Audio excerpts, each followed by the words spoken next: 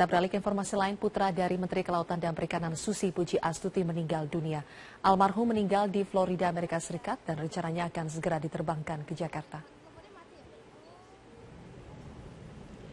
Rumah duka di Widya Chandra 5 nomor 26 pagi tadi mulai didatangi oleh para kerabat maupun staf Kementerian KKP. Belum diketahui kapan tepatnya jenazah tiba dan akan dimakamkan. Pagi tadi, Menteri Sekretaris Negara Pratikno menyambangi rumah duka dan mengucapkan bela sungkawa. Kabar duka ini diketahui keluarga dini hari tadi. Panji Hilmansyah merupakan anak pertama dari Menteri Susi Puji Astuti. Panji berusia 31 tahun dan sedang mengenyam pendidikan sebagai pilot di Florida. Belum diketahui secara pasti apa penyebab kematian Panji. Susi Puji Astuti yang saat ini berada di Jakarta masih belum bisa ditemui.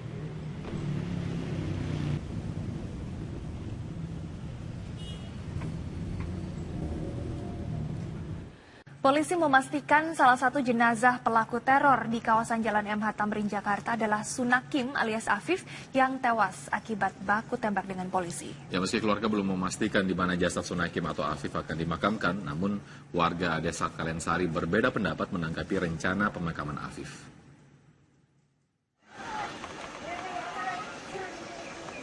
Warga dusun Kerajaan Desa Kalensari, Kecamatan Compreng, Subang, Jawa Barat terbelah dalam menyikapi rencana pemakaman Sunakim alias Afif, pelaku teror di kawasan MH Tamrin, Jakarta. Sebagian warga memang menolak jasad Afif dimakamkan di wilayah mereka karena aksi teror Afif telah mencoreng nama baik desa. Namun sebagian warga lain tidak masalah dengan alasan kemanusiaan. Apalagi selain merupakan tanah kelahiran, di Desa Kalensari jugalah keluarga Afif tinggal. Harapan saya kalau udah meninggal ya, walaupun gimana ya tetap harus dikubur. Terima nggak? Walaupun ya mau tidak mau kan gitu, namanya pro dan kontra kan ada. Pro dan kontra kan ada. Jadi karena saya lingkungan sini, apalagi kecilnya di sini, ya saya sih sebagai warga sini ya setuju lah gitu. Walaupun banyak yang nggak setuju. Gitu. Ya kalau saya namanya itu juga kewajiban kita yang tetangga atau apa kan mungkin namanya orang kan ya gimana seperti itu. Ya mau nggak mau. Sunakim atau Afif merupakan anak pertama dari 3 bersaudara. Sejak kecil warga mengenalnya karena Afif sempat menganyam pendidikan sekolah dasar di Desa Kalensari sebelum akhirnya melanjutkan pendidikannya di pesantren. Selama berada di kampungnya, Afif dikenal pendiam, baik namun jarang bergaul. Sunakim juga diketahui mengikuti latihan menembak atau kegiatan terorisme di wilayah Aceh.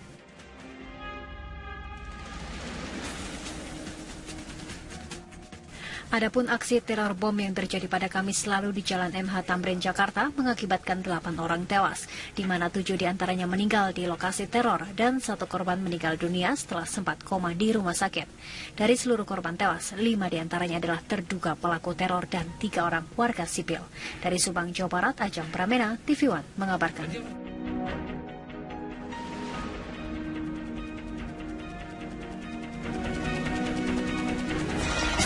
Mungkin juga dipastikan ini target utama atau tidak begitu, tapi terjadi ledakan yang cukup keras di dalam kafe Starbucks 40 menit kurang lebih demikian.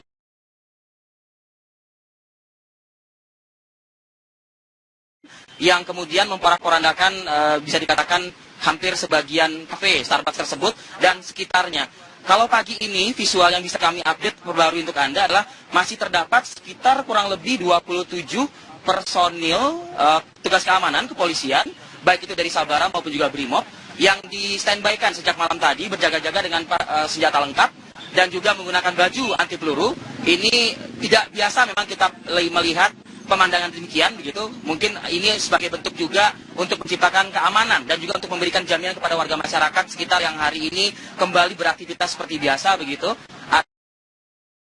agar tidak ada lagi rasa takut bagi masyarakat terkait dengan peristiwa yang terjadi kemarin. Saya ingin bergerak ini, saya sudah menunjukkan sisi samping dari kafe Starbucks. Saya ingin mengajak Anda saat ini mungkin tidak bisa terlalu banyak untuk kita visualkan ya, karena seng-seng di sini sudah terpasang, ditutup, praktis ditutup begitu oleh petugas dari mungkin saja ya menghindari sterilisasi begitu yang saat ini mungkin masih dilakukan oleh petugas laboratorium forensik maupun juga institusi-institusi terkait begitu yang masih harus melakukan olah TKP dan pemeriksaan lagi di lokasi dalam Menara Cakrawala begitu. Dan memang kendaraan-kendaraan pun juga yang berada di lokasi belum bisa dikatakan meninggalkan lokasi, maksud kami begitu, karena memang belum ada izin begitu atau keterangan yang pasti bahwa kapan kendaraan tersebut bisa diambil atau dibawa oleh pemiliknya. Nah, seperti inilah suasana di perempatan Jalan Muhammad Husni Tamrin yang bisa Anda lihat sendiri begitu, masih terdapat beberapa juru warta yang masih terus mengupdate, memberitakan perkembangan terbaru di lokasi. Bahkan wartawan internasional, wartawan asing pun juga masih memberikan laporan langsungnya secara langsung begitu di lokasi.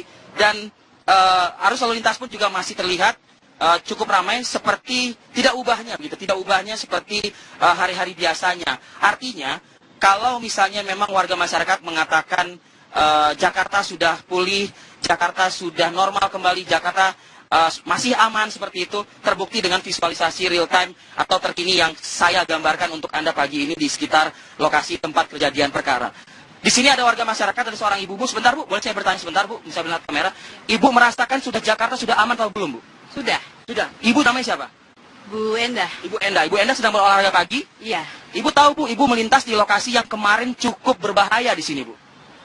Saya tahu, cuman kan saya nggak tahu kalau pos polisi ini yang diiniin. Cuman saya makanya biasanya kan saya naik busway, makanya ini saya jalan pengen tahu lokasinya. Ternyata udah aman gitu, nggak seperti yang diberitakan di TV-TV gitu. Oke. Ibu artinya saat ini sudah bisa merasakan aman dan Jakarta sudah kembali normal seperti sedia kala? Sudah. Baik. Harapan Ibu apa Bu? Pengennya saya ya Jakarta itu nggak ada teroris, pengennya.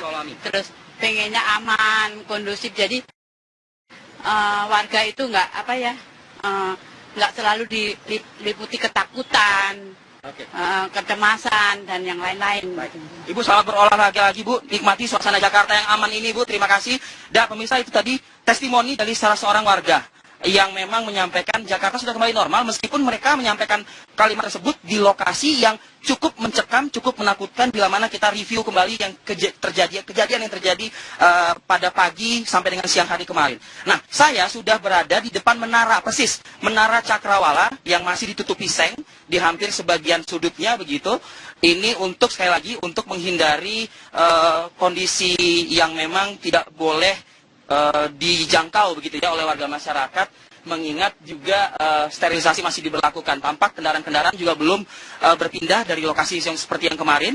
Saya ingin menunjukkan kendaraan yang mana mungkin kalau teman-teman di kantor bisa memutarkan kembali video yang beredar kemarin. Ini ada kendaraan yang memang menjadi saksi bisu bisa dikatakan, berwarna putih, sedan warna putih dengan kondisi bodi samping yang bisa dikatakan remuk begitu ya, setengah remuk begitu, dengan ban mobil juga yang kempes.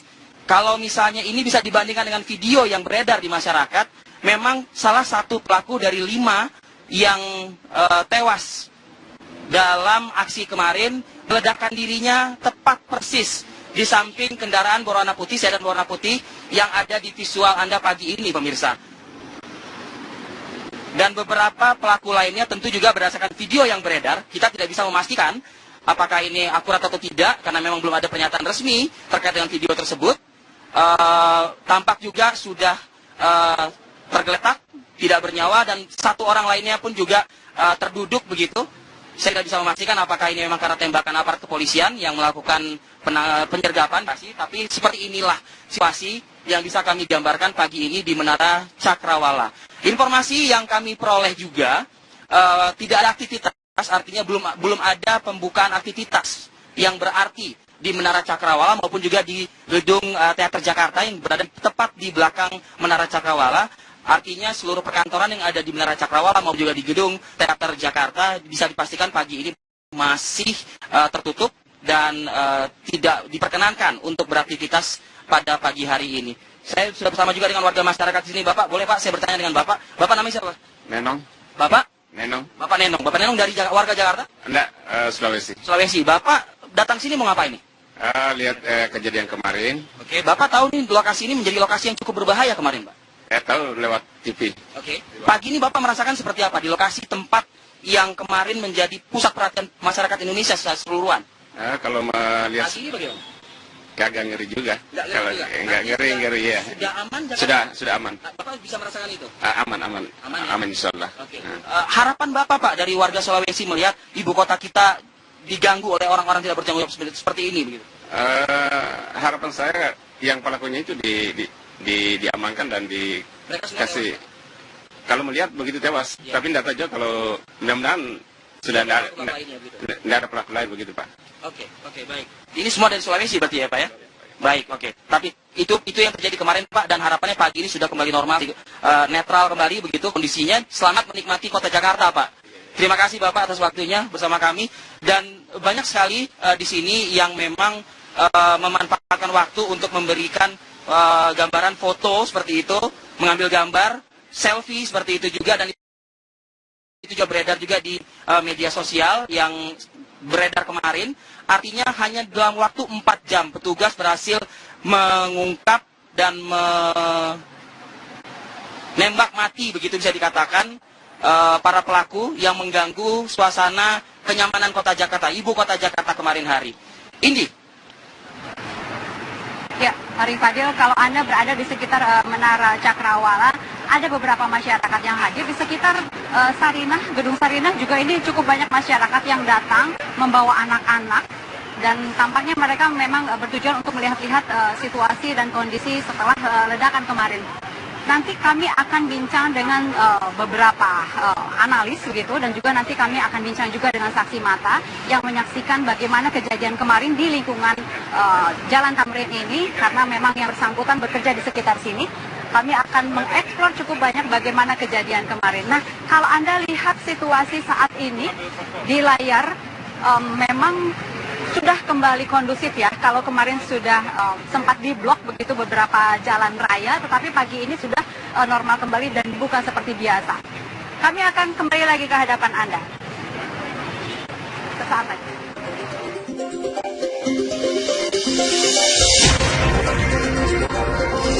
Kami akan kembali lagi ke hadapan Anda.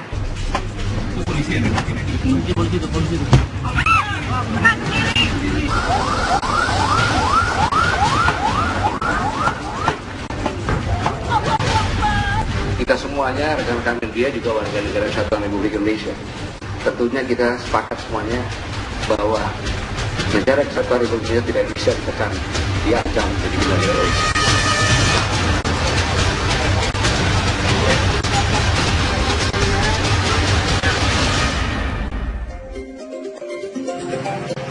Kembali di Apa Kabar Indonesia, ini adalah situasi saat ini, detik ini, di kawasan Tamrin, Jakarta Pusat. Suasana sudah mulai ramai dan tampaknya memang tidak cukup banyak masyarakat yang merasa ketakutan, karena terbukti seperti biasa mereka melakukan aktivitas di sekitar kawasan Tamrin, bahkan melintas begitu. Nah, kalau saya ingin boleh menggambarkan bagaimana situasi pos polisi pagi ini, Anda bisa melihat ada beberapa karangan bunga yang sudah berdiri di sekitar pos polisi di kawasan Tamrin ini. Ada sekitar 3 atau 4 mungkin yang menyatakan turut berduka cita atas apa yang terjadi kemarin. Kalau melihat situasi kemarin, kawasan Tamrin ini seperti lokasi peperangan begitu. Di sini terjadi tembak-tembakan, di sini juga terjadi pelemparan granat, bahkan ada bom yang memiliki ledakan cukup lumayan dikatakan. Sempat meledakkan kawasan Tamrin ini, satu meledak di cafe Starbucks, dan kemudian satu lagi meledak di pos polisi, bahkan menewaskan 3 orang di sini. Nah, saya melihat situasi saat ini di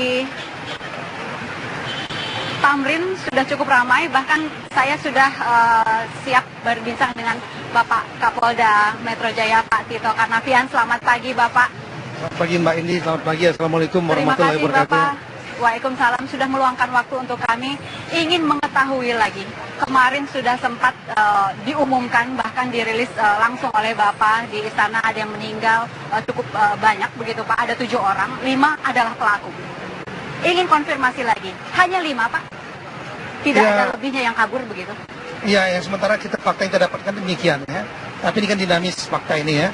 kita masih mengumpulkan saksi-saksi yang lain, kemudian kita mencari CCTV yang ada di sekitar sini, mengkonfirmasi dengan intelligence dan lain-lain. Ini nanti sangat dinamis. Ya, kronologis kejadian juga sudah cukup banyak beredar, Pak, di media massa, tetapi kami ingin konfirmasi langsung ke Pak Tito, ke Pak Kapolda. Betul yang terjadi pertama di Starbucks, kemudian meledak bom bunuh diri di Pospol, dan kemudian selanjutnya seperti yang kita ketahui kemarin, atau Bapak ingin ada yang dikonfirmasi kembali pagi ini? Dari sejumlah saksi-saksi yang sudah kita dengar keterangannya, termasuk yang di rumah sakit, itu confirm yang pertama kali meledak adalah di Starbucks. Di Starbucks. Kemudian di Starbucks ini kita temukan memang ada seorang laki-laki yang luka, yang meninggal, dan kemudian di badannya terbuat penuh luka, termasuk di perutnya. Sehingga kita duga adalah pelaku bom bunuh diri. Kemudian ada 3 orang yang meninggal di situ.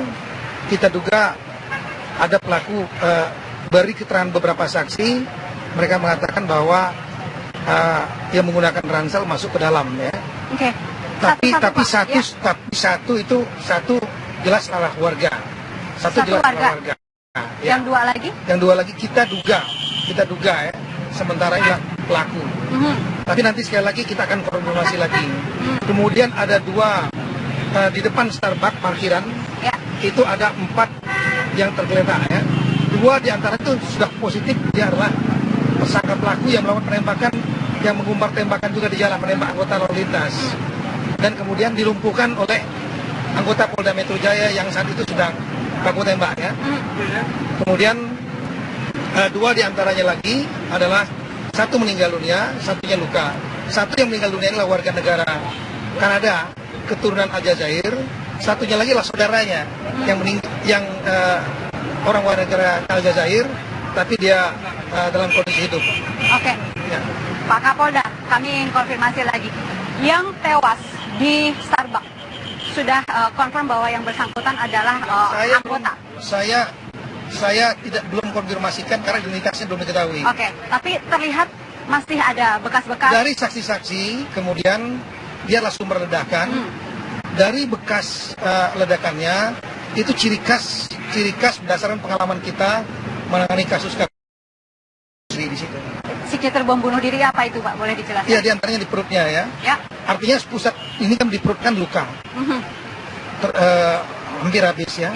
Itu biasanya digunakan untuk bom pinggang, karena kalau digunakan bom lempar dia menjadi korban, yang kena adalah yang lain, bagian tubuh yang lain. Tapi ini ciri khas di satu tempat. Gitu. Artinya dilekatkan di badan. Kemungkinan besar demikian. Tapi kami masih terus mengkonfirmasi, ya, termasuk saksi-saksi kita akan periksa terus, dan kemudian kita koordinasikan terus dengan teman-teman dari forensik. Baik. Kembali ke saksi-saksi, Pak. Untuk kamera atau saksi mata pada saat peledakan di kafe Starbucks, sudah diketahui bahwa yang bersangkutan datang dengan misalnya mencurigakan gerak-geriknya dan lain-lain, Pak? Ya, informasi dari saksi, dia masuk ke toilet, kemudian ada salah satu pengunjung yang berusaha untuk mengetop toilet, tapi ada seorang yang tidak mau keluar-keluar, dan seterusnya. Oke, jadi sudah mulai ada kecurigaan-kecurigaan dari kafe tersebut. Kemudian, Pak, dari 2 yang meledak di kantor polisi, pos polisi di sini. Satu ledakan. Satu ledakan. Ada 2 pelaku di situ diduga, Pak? Diduga. Ya. Diduga, ya. Oke, sama dengan menggunakan bom yang dilekatkan. Belum, itu baru dari keterangan saksi yang dikumpulkan, saksi yang melihat bahwa 2 orang berjalan bersama di sana, dan kemudian ada ledakan di sana. Berjalan kaki menggunakan sepeda motor? Berjalan kaki menuju pos itu, dan kemudian terjadi ledakan. Langsung terjadi ledakan begitu saja, atau sempat ada pembicaraan dulu dengan anggota kepolisian di pos? Belum ada saksi-saksi mengatakan bahwa terjadi pembicaraan, jadi langsung. Baik, ya. Dan kemudian langsung tewas tempat? Demikian. Dari keterangan saksi sementara, ya. Sudah 3 yang kita bicarakan. 2 lagi ini, Pak. Cukup banyak foto-fotonya beredar. Yang satu ini melakukan tembak-tembakan, ya, menggunakan ransel. Dia melakukan penembakan di jalan. Saat itu terjadi memang dalam satu insiden seperti ini, maka ada namanya fog of war. Ya. Fog of war itu terjadi chaos, terjadi simpang siur informasi. Saat itu ada ledakan di Starbucks. warga masyarakat di sini hanya mendengar ledakan, tapi tidak tahu apa yang terjadi. Ya. Apakah mungkin ledakan itu ledakan bom, atau ledakan gas, dan lain-lain. Sehingga semua seperti biasa. Cuma mendengar ledakan seperti biasa saja. Kemudian tiba-tiba ada ledakan yang kedua di pos. Itu yang mengagetkan. Karena yang di pos polisi besar. Kemudian tersangka ini keluar. Warga masyarakat tidak paham apakah dia tersangka atau bukan, menggunakan ransel dan memegang senjata. Semua masih pada fokus pada ledakan di Starbucks maupun ledakan kantor polisi. Tidak fokus pada orang yang berjalan yang ada di sini. Dan berada di dalam kerumunan. Masyarakat banyak. Polisi yang ada, polisi lalu lintas yang ada, ini daerah yang cukup banyak polisi. Di pos polisi lalu lintas di sini ada beberapa kantor perkantoran objek vital di sini, ada beberapa kedutaan di sana. Di seberang sana juga ada kantor polisi ya, pos polisi. Nah, ini semua berdatangan ke sini, tapi saat itu belum mengetahui apa yang terjadi. Sehingga fokus mereka karena ada ledakan, mereka fokusnya pada ledakan dua itu. Nah, pada saat anggota lalu lintas mengatur untuk menenangkan masyarakat, ya, kemudian tiba-tiba ada yang menembak anggota polisi lalu lintas. Jadi ada 5 polisi yang terluka, 4 lah polisi lalu lintas, 1 ada di lokasi, 3 lagi ditembak.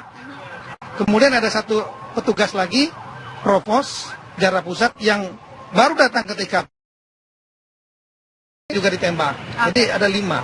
Baik. Nah, kemudian setelah melihat ada tembakan itu, baru kemudian polisi yang lain sadar bahwa ini teroris. Kira-kira demikian, karena menembak polisi. Sehingga saat itu fokus mulai kepada melakukan serangan balik kepada si pelaku yang menembak ini. Pelaku yang menembak kemudian lari masuk ke dalam parkiran Starbucks. Ya. HT sudah mulai dinaikkan semenjak ledakan. HT siapa, Pak? HT di jajaran Polda Metro Jaya. Baik. Begitu HT naik bahwa terjadi ledakan, seluruh Jakarta akan paham. Dan saya saat itu pun ada di kantor, mendengar ledakan langsung datang. Jadi peristiwa lebih kurang jam 10.40, kurang dari petugas sudah banyak di sini. 11 lewat. Pertama lalu lintas. Oke. Bukan 11 lewat, saya 10.45. 5 menit dari itu petugas lalu lintas sudah ada di sini. 10.50 petugas yang ada di sekitaran sini sudah merapat ke sini, kita istilahkan merapat ya, mendekat. Kemudian pada sekitar kira jam 11 ya, jadi lebih kurang 15-20 menit, pasukan bersenjata sudah datang ke sini. Kemudian Karoop, kepala biro operasi yang saat itu akan mengamankan unjuk rasa di Monas, lewat, dia pun langsung mendengar HT dan kemudian langsung paham bahwa ada pelaku teror. Kemudian kita mulai melakukan pengepungan pada yang bersangkutan. Kontak tembak lebih kurang hanya 15 menit lebih kurang, kira-kira nggak sampai. 2 orang itu kita lumpuhkan. 2 orang dilumpuhkan karena merasa terdesak atau dia meledakan? Memang sudah nggak bisa kemana-mana karena pertama ditembak dari depan, kemudian dari samping sebelah kanan Starbucks juga ada anggota, dan sebelah sana juga ada anggota. Karena melalui HT kita kepung mereka. Dan mereka memilih untuk meledakan diri sendiri? Tidak meledakkan diri sendiri. Mereka ditembak. Kemudian sistem granat yang mereka, ini bukan granat, tapi granat rakitan ya. Dibuat seperti granat, tapi sistemnya seperti sumbu. Jadi dibakar. Jadi ada waktu untuk seperti mercon begitu. Oke. Ya, jadi bukan meledakkan diri? Bukan, ditembak. Baik. Ditembak. Kita melihat dari senjatanya, karena dia senjatanya cat. Baik. Pelurunya masih banyak. Pak Kapolda, masih cukup banyak yang ingin kami eksplor dari Anda. Izin untuk jeda dulu. Boleh. Kami kembali saat lagi.